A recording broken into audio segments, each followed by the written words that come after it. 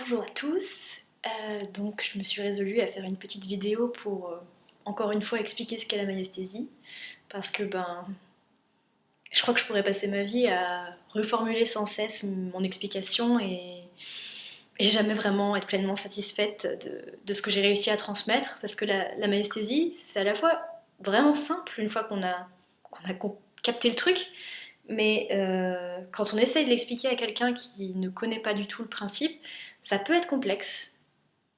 Parce que en fait c'est des choses un peu subtiles.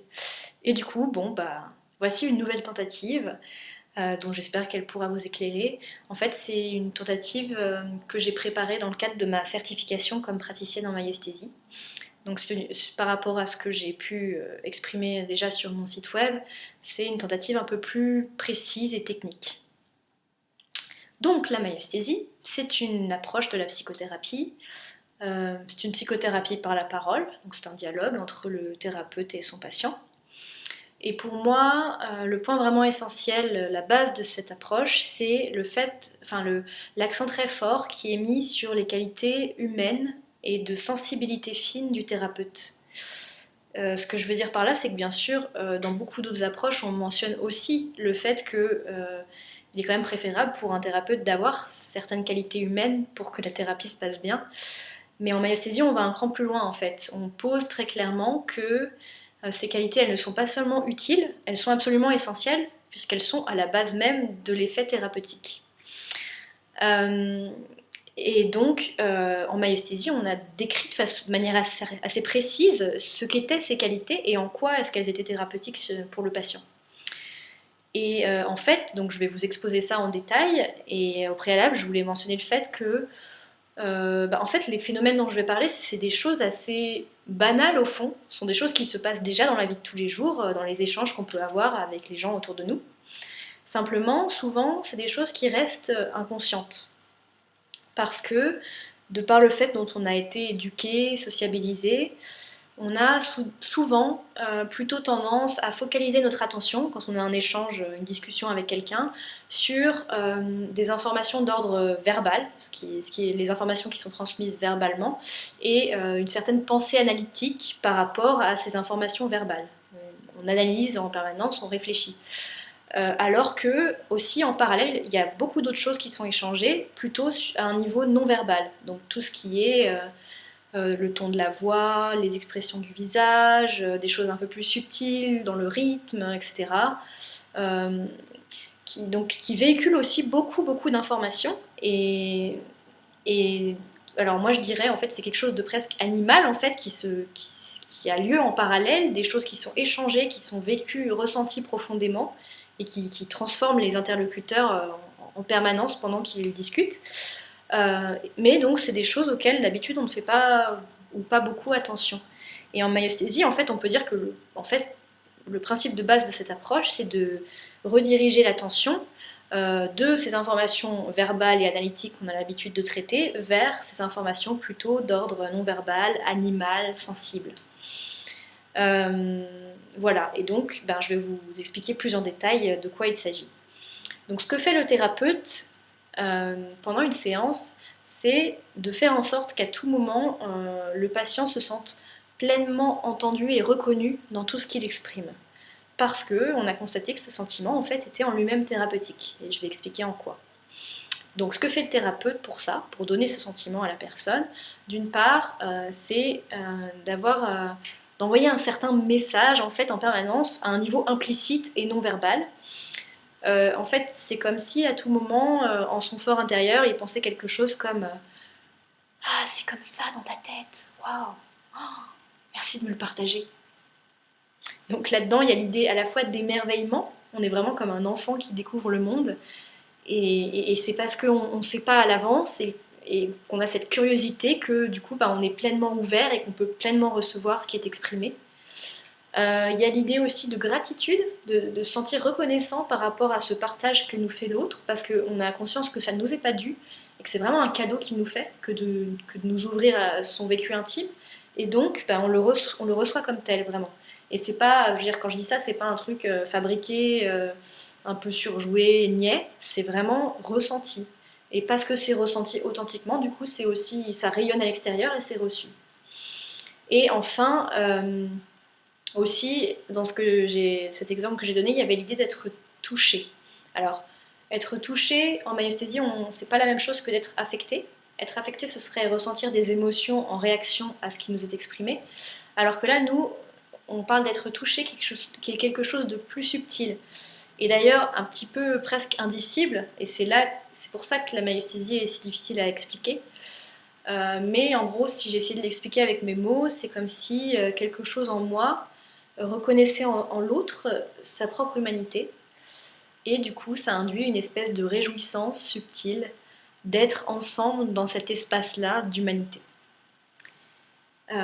Voilà, et donc toutes ces choses qu'on véhicule non-verbalement, elles sont reçues, même si pas forcément consciemment, et elles ont un effet très concret sur notre interlocuteur, le patient. Ça lui donne un sentiment de confiance et une facilité à s'exprimer. D'autre part, ce qu'on fait aussi pour que le patient se sente pleinement entendu, c'est de lui signifier régulièrement la bonne réception et la bonne compréhension de toutes les informations qu'il nous envoie. D'une part de manière non verbale, un peu automatique, en hochant la tête, en faisant des onomatopées diverses, souvent sans même y penser, mais aussi de manière plus délibérée, verbalement, par des reformulations. C'est-à-dire qu'on va redonner les mots du patient, ou bien on va aussi en proposer d'autres qui vont mettre des mots sur l'implicite qui transparaissait dans le discours du patient. Et ça, ces reformulations, ça peut paraître assez bateau comme démarche, mais en fait, à nouveau, ça a un effet très clair sur le patient. Peut-être pas à chaque fois, mais souvent, ce qu'on constate, c'est que quand on propose une reformulation qui va toucher juste, qui va vraiment rejoindre la personne là où elle se trouve dans son vécu, elle va ressentir de l'apaisement immédiatement.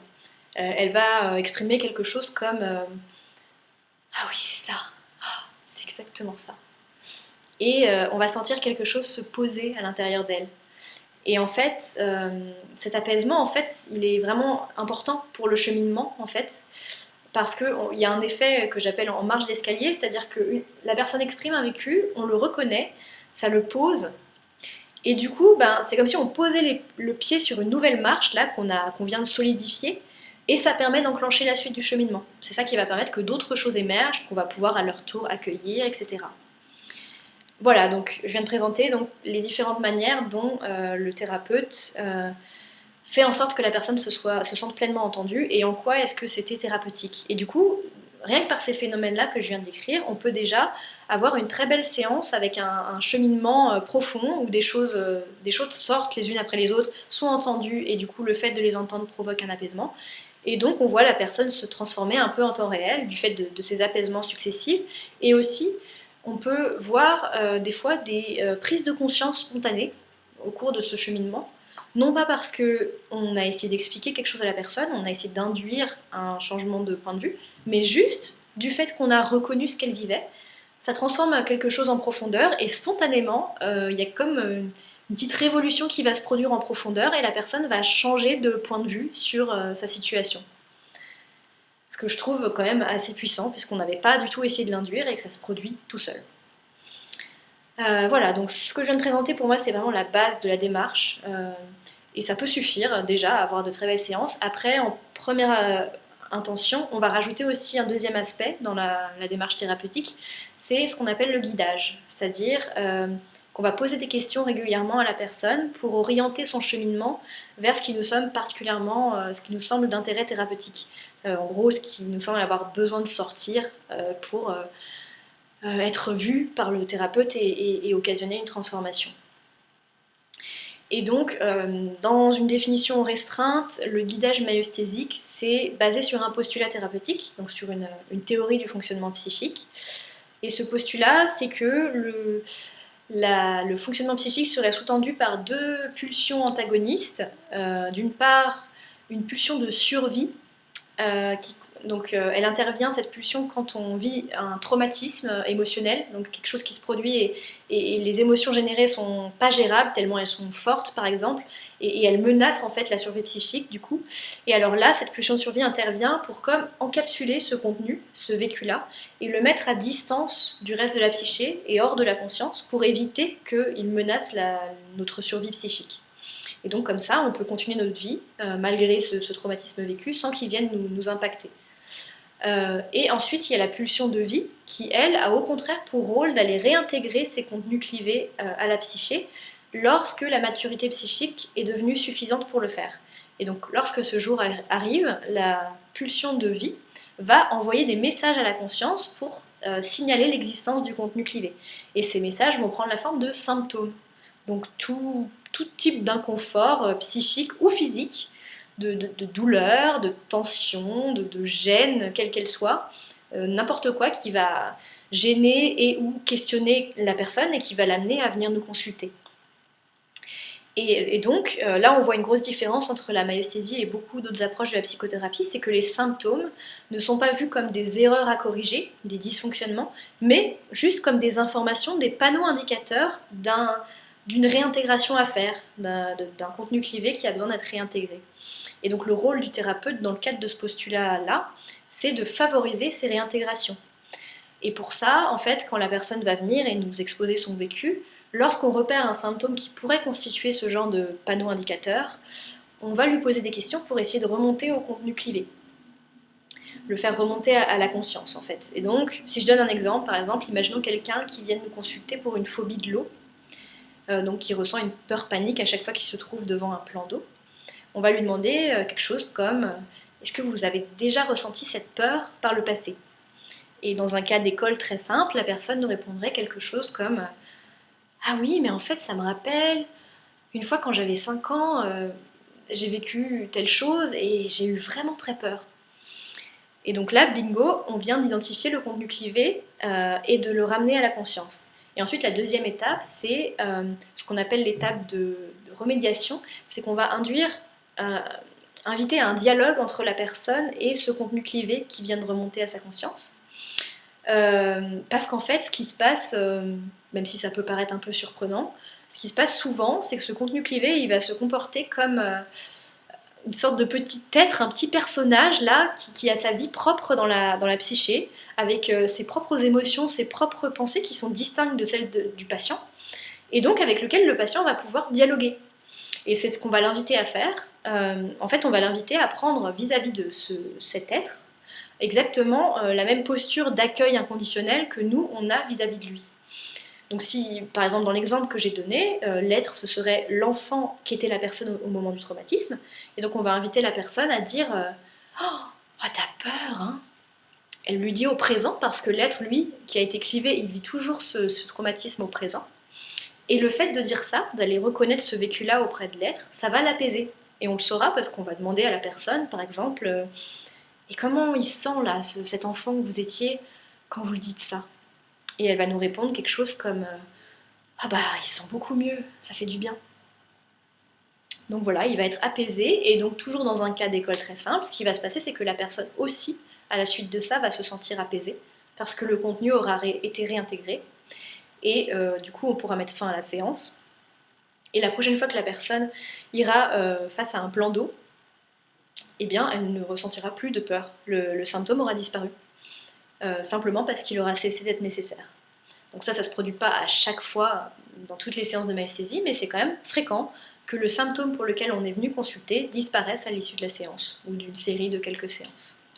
Et après, bon, ça c'était un cas très simple que j'ai donné comme exemple. Après, on peut imaginer des cas plus complexes, mais toujours dans la même idée. C'est qu'en fait, on peut, des fois, au cours d'une séance, rencontrer plusieurs êtres à la suite. Par exemple, un être va, une fois qu'il est apaisé, nous envoyer vers d'autres êtres.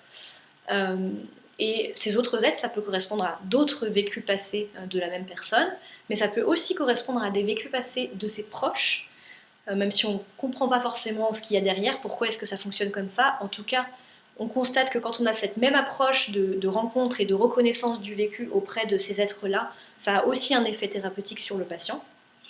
Et plus rarement encore, on peut rencontrer des entités un peu surprenantes, comme des animaux, des objets, des symboles bizarres avec lesquels on va pouvoir dialoguer de la même manière et en discutant avec eux, en reconnaissant leur vécu, ça apaise quelque chose chez le patient.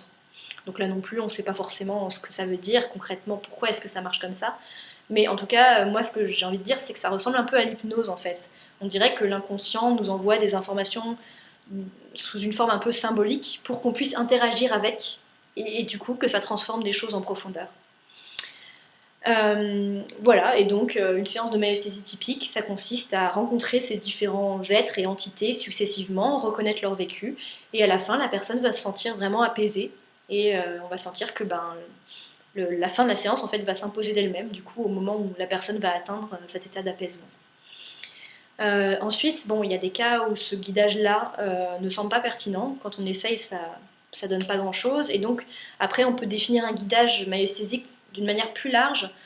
Et ça consisterait simplement à mettre l'attention du patient spécifiquement sur tous les contenus qui ne sont pas d'ordre intellectuel, c'est-à-dire des émotions, des sensations corporelles, des intuitions, des images qui émergeraient spontanément. Et l'idée derrière ça, pourquoi est-ce qu'on met l'attention sur ça? C'est parce que, à nouveau, dans le quotidien, beaucoup d'entre nous ont plutôt une tendance à favoriser les contenus intellectuels, à tout rationaliser, toujours analyser, et à un peu éteindre, mettre de côté tous les contenus qui ne sont pas d'ordre intellectuel.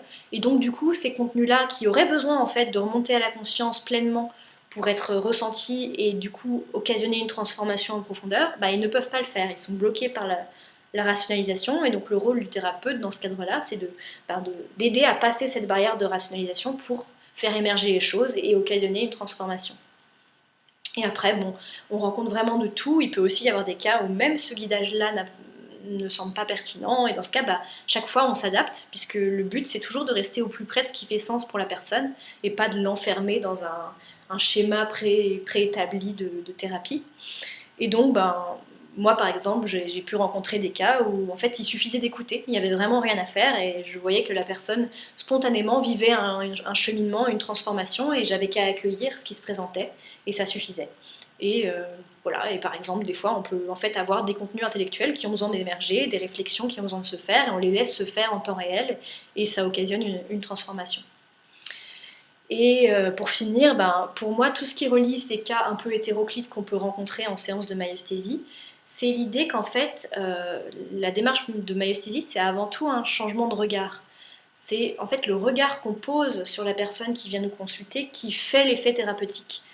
C'est-à-dire que quand quelqu'un vient me voir, je ne vais pas le considérer comme quelqu'un qui pense des choses, et puis peut-être certaines choses qu'il pense sont un peu bizarres et un peu occasionnent de la souffrance, donc je vais l'aider à penser autrement. C'est pas ça que je fais. Je vois cette personne comme quelqu'un avec un processus déjà en cours, là, à l'instant même où la personne me parle, il y a quelque chose en cours déjà dans sa tête, un processus de résilience, et j'ai juste, moi, à observer ça, et à l'accueillir pleinement, et du coup, ça permet à ce processus de prendre de l'ampleur, de prendre toute sa place, et du coup, la transformation se fait toute seule, simplement parce que j'ai été là pour la regarder.